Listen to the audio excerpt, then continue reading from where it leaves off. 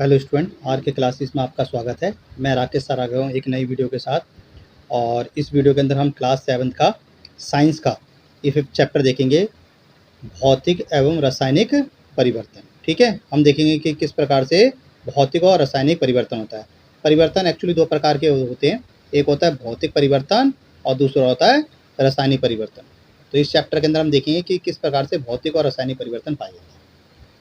तो देखो, पदार्थ के आकार, साइज, रंग और अवस्था जैसे गुण उसके भौतिक गुण कहलाते हैं। वह परिवर्तन जिसमें किसी पदार्थ के भौतिक गुणों में परिवर्तन हो जाता है उसको भौतिक परिवर्तन कहते हैं। ठीक है, समझ गए। तो इस प्रकार के परिवर्तन पाया जाता है। अब आता है रासायनिक परिवर्तन। क्या होता है रासायनिक परिवर्तन का मतलब होता है जैसे लोहे में जंग लगना, एक रासायनिक परिवर्तन है। समझ गए, क्योंकि इसमें क्या होता है, लोहे में क्या होता है कि जब उसमें नमी, ताप, पानी इत्यादि से क्या लगता है, जंग लग जाता है। आपने देखा होगा, जैसे ग्रिल हो गई, दरवाजे हो गए लोहे के, तो इन पे क्या होता है, जंग लग जाता है। ठीक है, तो इसको हटाने के लिए हम क्या करते हैं, या तो उस पर पेंट करते हैं या कोई ऑयली चीज़ लगा देते हैं जिससे उस पर जंग ना लगे। ये देखो, देख रहे हो, देखो बच्चों, ये लिखा है लोहे की कुछ जंग लगी वस्तुएं। ये देखो, यहाँ पे ग्रिल रखी हुई है, कुर्सियाँ रखी हुई हैं, इनमें क्या जंग लग जाता है धीरे धीरे करके। ठीक है, तो ये सारा क्या कहलाता है, ये सब रासायनिक परिवर्तन कहलाता है। समझ गए। इसी प्रकार से कुछ परिवर्तन और पाए जाते हैं, जैसे देखो मैग्नीशियम को बोलते हैं क्या, Mg प्लस ऑक्सीजन। ऑक्सीजन का फार्मूला होता है O2, तो ये बन जाता है मैग्नीशियम ऑक्साइड, उसको बोलते हैं MgO। ठीक है, यानी मैग्नीशियम और ऑक्सीजन को मिलाकर क्या बनता है, मैग्नीशियम ऑक्साइड बन जाता है। ठीक है, तो इस प्रकार की चीज़ें बन जाती हैं। समझ गए। इसी प्रकार से आपने देखा होगा, जब हम मैग्नीशियम की कोई पतली सी फीता अथवा तार को क्या करते हैं, जलाते हैं, ठीक है, यूज़ करते हैं, तो एक अलग प्रकार की ज्वाला उत्पन्न होती है। ठीक है, इसी प्रकार से आपने वो कैंडल को जला रहे हो, कैंडल जला रहे हो तो उसकी क्या फ्लेम अलग प्रकार से नज़र आती है। तो इसी प्रकार से परिवर्तन पाया जाता है। ठीक है, समझ गए। तो ये देखो, मैग्नीशियम का जला हुआ फीता है, इस चित्र के अंदर दिखा रहा है। समझ गए, तो क्या बनेगा हमारा, मैग्नीशियम ऑक्साइड बन जाता है। ठीक है, समझ गए। इसी प्रकार से जब हम कॉपर सल्फेट सॉल्यूशन यानी CuSO4 को लोहे के साथ मिलाते हैं, ठीक है, तो आयरन सल्फेट विलयन यानी FeSO4 प्लस कॉपर, तो इस तरीके की सारी चीज़ें प्राप्त होती है। ठीक है, बाकी ये देखो लैब का दे रखा है सारा क्रियाकलाप, ये लैब का है। ठीक है, ये है लोहे के साथ रासायनिक अभिक्रिया, यानी कि लोहे के साथ अभिक्रिया के कारण कॉपर सल्फेट विलयन में रंग में परिवर्तन पाया जाता है। ठीक है, ये देखो कॉपर सल्फेट विलयन क्या है, नीला है, और आयरन सल्फेट क्या है, हरा है। तो इस प्रकार के परिवर्तन पाया जाता है। इसी प्रकार से चूने के पानी में से गैस को गुजरने की अवस्था को दिखा रखा है सारा। ठीक है, तो इस प्रकार के परिवर्तन भी पाए जाते हैं। समझ गए। इसी प्रकार से देखो, जब हम कार्बन डाइऑक्साइड होता है, कार्बन डाइऑक्साइड का फार्मूला क्या है, CO2। ठीक है, और बुझे हुआ जो चूना होता है उसका फार्मूला होता है Ca ब्रैकेट में OH ब्रैकेट 1 2, तो ये बन जाता है calcium carbonate CaCO3 plus water. Water का फार्मूला बच्चों क्या होता है, H2O। ठीक है, ध्यान रखना है, ये आपसे क्वेश्चन पूछ लेगा एग्जाम के अंदर कि वाटर का फार्मूला क्या होता है, तो आप लिखोगे H2O। ठीक है, तो इसी प्रकार से क्या होता है, परिवर्तन पाया जाता है। इसी प्रकार से आपने देखा होगा रासायनिक परिवर्तन में एक या एक से अधिक नए पदार्थ निर्मित होते हैं। नए पदार्थों के अतिरिक्त रासायनिक परिवर्तन में निम्नलिखित घटनाएं हो सकती हैं, जैसे ऊष्मा, प्रकाश अथवा किसी अन्य प्रकार के विकिरण। ठीक है, कोई क्या करता है, अवशोषित कर लेते हैं, ध्वनि का उत्पन्न होना, गंध का उत्पन्न होना, रंग में परिवर्तन पाया जाना, गैस का बनना, ये सारे परिवर्तन क्या कहलाते हैं, ये सब रासायनिक परिवर्तन कहलाते हैं। वह पदार्थ जिसमें एक अथवा एक से अधिक नए पदार्थ बनते हैं रासायनिक परिवर्तन कहलाते हैं। रासायनिक परिवर्तन को क्या कहते हैं, रासायनिक अभिक्रिया भी कहते हैं। ठीक है, ध्यान रखना, ये आपसे क्वेश्चन पूछेगा। ठीक है, एग्जाम के अंदर। इसी प्रकार से आपने देखो जो पटाखे वगैरह होते हैं, पटाखों का विस्फोट एक रासायनिक परिवर्तन कहलाता है। समझ गए बात को। जब हम पटाखे जलाते हैं, दिवाली आती है, तो एक रासायनिक परिवर्तन है।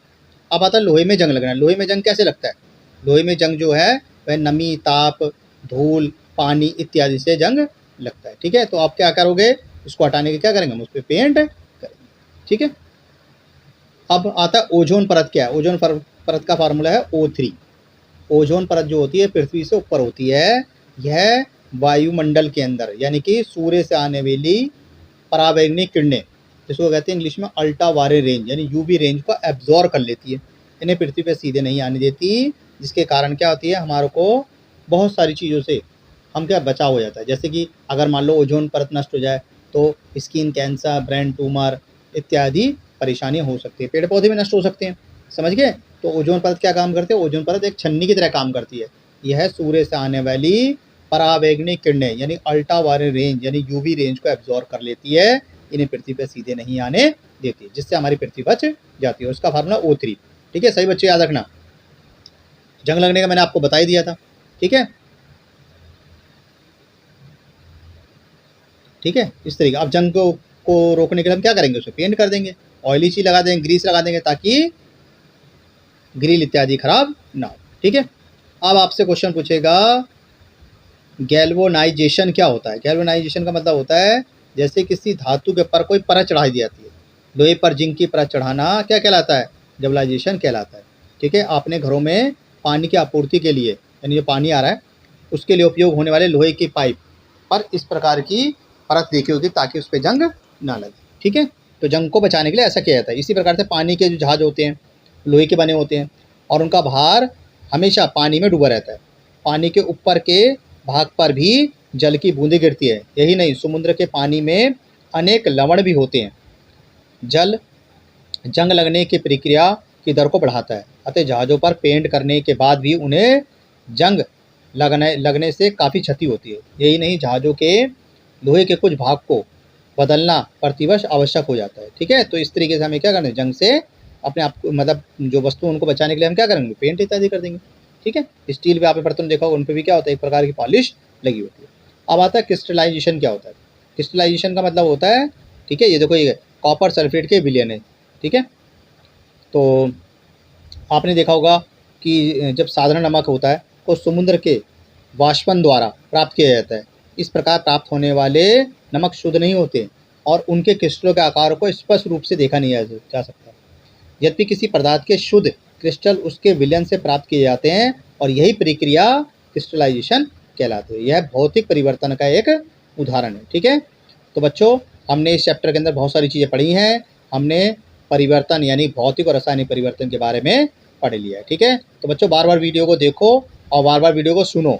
आप जितनी बार वीडियो को सुनोगे आपको बहुत सारे क्वेश्चन क्या याद हो जाएंगे, आपको कोई भी याद नहीं करना पड़ेगा। ठीक है, जैसे आपसे पूछ ले कि मोमबत्ती का जलना क्या है और 4 ऑप्शन आएंगे तो आप बताओगे उसमें क्या है? रासायनिक परिवर्तन ही पाया जाता है। ठीक है, तो इस टाइप के क्वेश्चन आपके एग्जाम के अंदर बहुत बार आते हैं। बस आप वीडियो को बार बार सुनो, जितनी बार वीडियो को आप बार बार सुनोगे उतनी बार आपको क्या याद होंगे। देखो ये कुतुब मीनार है दिल्ली का। दिल्ली में कुतुब मीनार के पास एक लोहा स्तंभ है जो 7 मीटर से ऊंचा है। इसका भार 6000 kg से भी अधिक है। इसे 1600 वर्षों से भी अधिक पहले बनाया गया था। इतने वर्षों में भी इस पर जंग नहीं लगा। इसके जंग प्रतिरोधक गुण और आयमाप की वजह से विश्व भर के सभी भागों में वैज्ञानिकों के लिए इसका परीक्षण किया जाता है। यह जानकारी मिलती है कि अब तक 1600 वर्ष पूर्व भारत में धातु प्रौद्योगिकी में कितना विकास हो चुका था। तो देखो इससे पता लगता है ये लोहा स्तंभ यानी उस समय क्या विशेष प्रकार के लोहे का प्रयोग किया जाता रहा होगा। ठीक है, तो बच्चों 12 वीडियो को सुनो और आपके जितने भी दोस्त हैं मित्र हैं उनको वीडियो शेयर करो ताकि वो भी अच्छे नंबर से पास हो सकें। ठीक है, और जल्दी मैं एक नई वीडियो के साथ आऊँगा। ठीक है बच्चों, अपना ध्यान रखो और समय पर अच्छा भोजन खाओ। ठीक है, और क्योंकि आपके एग्ज़ाम पास में आते आ रहे हैं तो आप क्या करो अपने स्वास्थ्य पे भी ध्यान दो। ठीक है, अपने हेल्थ को भी अच्छा रखो। ठीक है, चलो मिलते हैं फिर नेक्स्ट वीडियो में। Bye bye.